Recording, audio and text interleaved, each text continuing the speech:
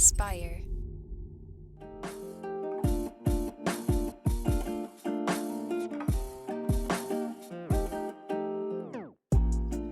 Welcome back to the Kidney Stone Diet Podcast, the show about reducing your risk for kidney stones and living your best life.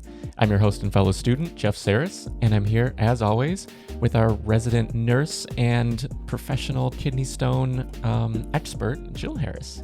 Well, hello, Jeff. How are you? Yeah, I'm good. It's always good to see you. This is Good to see you, too. another day of getting a bunch of podcast episodes in, and I know you were working on some... I don't want to say secret, but there's some exciting stuff that we're going to be launching in the coming months. Yes, I'm very excited. Although, as all of my patients know, I have been resistant in doing this for a long time. And they're like, Jill, please make us some recipes. We need to figure out what we can eat, what we can make, blah, blah, blah. So, yes, I'm in the middle of cooking really simple recipes for kidney stone patients. And by the way, they're just healthy recipes for everybody. These are things that I eat, and we're getting them all together. And I'm glad that my patients have pushed me to do it, because it's been a lot of fun taking the pictures, writing the content for it, tweaking recipes so they're kidney stone compliant. It's been great fun. I'm very grateful to my patients, for sure. Yeah, for sure. And it is just going to be able to help so many more people with this, because that is a big question. Like, what can I eat? What can't I eat is almost the easy part, because you're like, I won't eat spinach and almonds. And then it's like, right. Okay, there's other stuff, but where do I go from here? Exactly. Look, when somebody's asking you to change your diet, no matter what you have, it's so overwhelming. So many people come to me, and my heart always feels so filled with like empathy, because they are, not only are they sick, but now somebody's telling them to change their whole lifestyle. Well, really, how the hell do you do that without support, help, and compassion? I mean, and time, by the way, it takes a lot of time to teach people really how to do that, because each person is so incredibly different, with different medical conditions, sensitivities, food allergies, all of it, right? Mm-hmm. Yeah. Yeah. But yeah, it's going to be exciting. So it should be coming out, hopefully, just a handful of weeks after this podcast comes out. But I think we'll dive right into the topic for this week, and we are going. Okay, what is it, Jeff? What are you gonna throw at me right now? Yeah, we're gonna look at nutrition labels and how to actually read the packages of the products that we're purchasing. All right, I love talking about nutrition labels. I'm 57, and my generation was brought up. You look at fat and calories. That's it. You don't need to know nothing about anything else. So that's all you need to know. And so there's a lot of people my age who get kidney stones. So they're not trained to look at anything but calories and fat. So there's so much more to a nutrition label than that. When you're looking at a nutrition label, first of all, hold on. I'm screaming about this all the time on my Facebook page. When you're at the grocery store, don't be looking at something like this. You're looking at the front of the label. Ooh, no sugar. This going to make me skinny mini, 100% heart, blah, blah, blue, all this kind of stuff. Your husband's going to love you again. Ooh, buy me. That's what the front of the label says, okay? But then when you turn it around, you're like, well, I'm going to ask you guys, are you turning it around? Because most of you aren't. You look at the front of the label because the food marketing people know exactly what you want right now. They know you want no added sugar, okay? They know you want gluten-free, even though most of you ain't even gluten sensitive, okay? So the low cal. If the word skinny's on it, guess who's buying it? Most of you, okay? Skinny don't mean nothing now. So instead of just reading the front of a package, turn it around, Buster Brown. Look at your nutrition label. You can look at calories. I do. That's part of that nutrition label. Also, before you look at anything else, look at the serving size. Look at that serving size. It matters. First of all, did you know that the serving size is really not what's recommended for you, but it's what most people eat? This is what I've read. I push back on that, because Ben and Jerry's, they say that there's 4 servings in that little pint. I beg to differ. If you're having a shitty day, that's 1 serving. Okay, we all know that's true. But look at the serving size. Then look at the rest of the stuff. Okay. So you want to look at calories. That's important. You don't want to be, if you overeat calories, you will gain weight. If you eat less calories, you will lose weight, typically, unless you have other things going on. Look at the serving size, look at the fat, look at the saturated fat. That's what you really want to know, how much saturated fat is in there. For people who are on keto, God bless you, do your thing.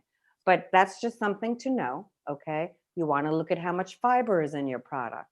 You want to look at how much sugar is in your product. And then underneath, all the labels have changed. So added sugar is now parsed out. That's really what you want to focus on. If there's a lot of added sugar in that product, you may not want to purchase it. Okay. The other things you want to look at calcium. That's always on the bottom. You want to look at your protein. For diabetics, you want to pay attention to protein. You want to pay attention to potassium. You want to pay attention to things like that. You want to pay attention to sodium. If a product is gluten-free, it typically has more sugar and salt, because once you take away the gluten, it's going to taste El Crapo. So they stuff it with more sugar and salt.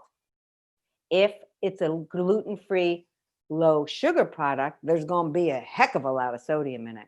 So notice that on the kidney stone diet, one of the two elements of it, very important, lower sodium, 1,500 milligrams to 2,000 milligrams a day, and low added sugar, 25 grams of added sugar for women, 38 grams of added sugar for men. That adds up quickly. Look at your yogurts. Don't be looking at the front of the yogurt package and say, oh, it's yogurt, delicious. Turn it around. How much sugar is in that? I bet you Snicker bars has less. So look at it. Look at your labels. If it were up to me, what I would really want you to look at, sugar and salt. That's what I would want you to look at. And next after that, calcium. Notice there's a lot of products that you think have calcium in it and they don't. So notice the calcium level. Calcium was annoying because it was always written as a percentage. So now the nutrition labels have changed, so they're a lot clearer. Government has changed them, so they're a lot clearer for consumers. Calcium's now written in milligrams, so you can see it clearly.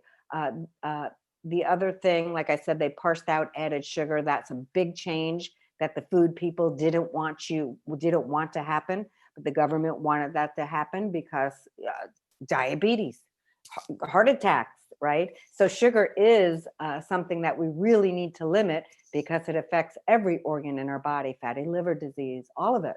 So that's very important. So I guess if it were up to me, the biggest things, if you're eating a product typically that's lower in sugar and lower in salt, it's going to be a relatively healthy product like a vegetable or a fruit. So I'll say this too, Jeff, and then you can cut me off. Well, Jill, what about fruit? It's high in sugar. It's not added. God put it in there. All right. Well, God didn't put sugar in honey, but you're considering that's added. Yes, because honey is typically in the ingredient list. So it's added into the product. So another way, if just say you had a label, because not all food manufacturers had to change their label right away. People who netted less than $1 million a year have extra time to change those labels because it's very costly. So some labels may not be parsed out to show the added sugar. If you want to know if there's added sugar in there, please look at your ingredient list. It tells you everything. So the nutrition label is not just it by itself. Go downstairs after the label and look at all the ingredients. Now, if there's anything that ends with an ose, if you see brown sugar, brown syrup, molasses, honey, all that is extra. Brown rice malt, all kinds of junk. And they use it so it's a little sneaky. You don't realize it's sugar, okay? Now, that being said, everybody, look, I have my products that I always watch my calories. So I have some products, and you will see them in my recipes, where it's like no sugar added maple syrup. And you may say, oh, look at you, sister, you Miss Health Nut. There's a lot of junk in that ingredient list. So they put artificial things in there to make it a 0 calorie, 0 sugar food. So I will put a BIP not a boop, a bip of a little bit to give a sweetness to the food I'm eating.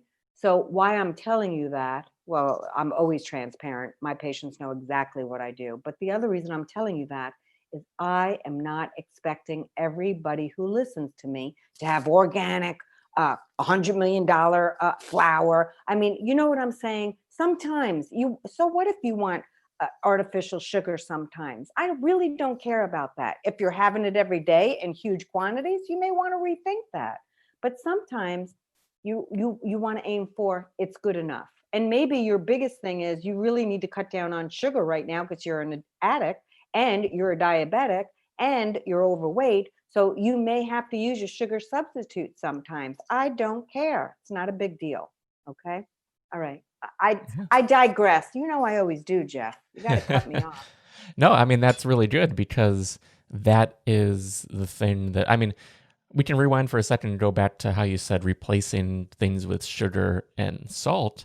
I mean, most low fat products, it's the same thing. It'd be like cardboard without a bunch of sugar and salt. And so you Look, really Jeff, need.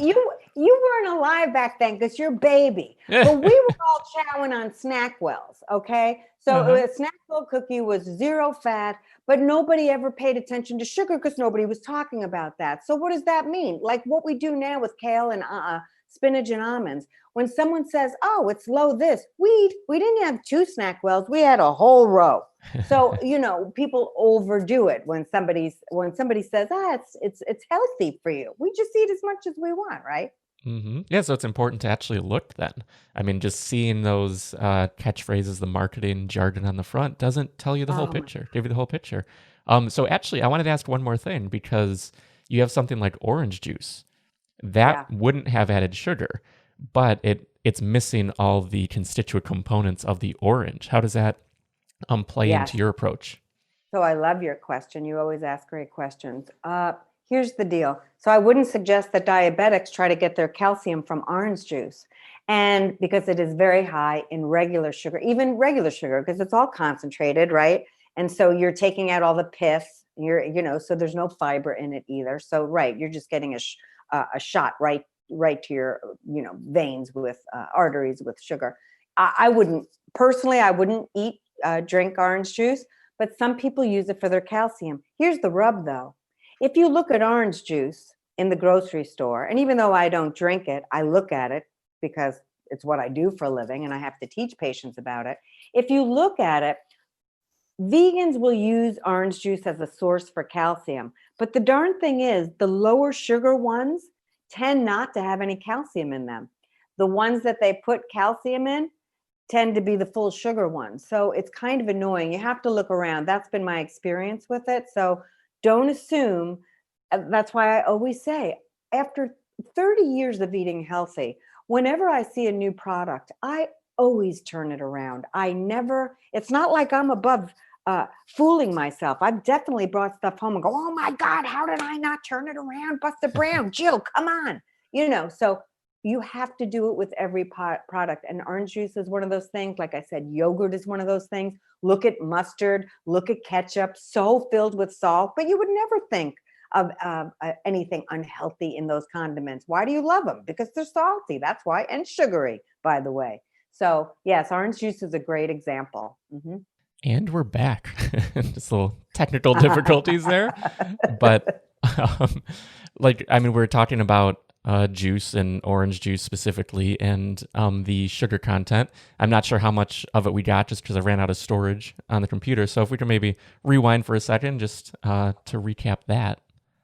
Yeah, I think orange juice is, look, I don't mind vegans. My dog is moving around. Hello, Luke. I don't mind vegans using it because the bigger issue is they need calcium, okay? And they can get it from there. But just pay attention. I don't want diabetics drinking orange juice per se. It's a lot of sugar at once, even though it's not even added sugar. So, and that goes along with, people eating 10 pieces of fruit. People say, well, fructose isn't that healthy for you. I'm not worried about it. But at the same time, I'm always careful. I don't want people eating 10 apples a day either. So again, people are always like, Jill, we're not that stupid. And I'm not saying nobody's stupid. I'm just saying what I hear every day, what people do. So, I've been told a lot of things over the last 21 years. So I'm pretty well versed on what people do. And so I don't want people overeating fruit too. The other thing with juicing, and I know we're supposed to talk about labels, but there's always so much that just cascades off things. So juicing in general, I had a couple patients yesterday that juiced, and now I'm telling them, look, man, you're stripping all the fiber away. I certainly don't mind if someone has a little juice, but people are having 32 ounces of juice every day. That's a lot of sugar. And also, you're not chewing. These people also are overweight that I spoke to. So when we tell people, when people start juicing, they're like, oh, I'm so healthy. Yeah, but it's not that satisfying after a while. You're not chewing. You're not getting any fiber. I'm not a juicing fan. Again, you may hate me for saying that. It's just my opinion. So have a little bit of juice. You could have whatever you want of a little bit.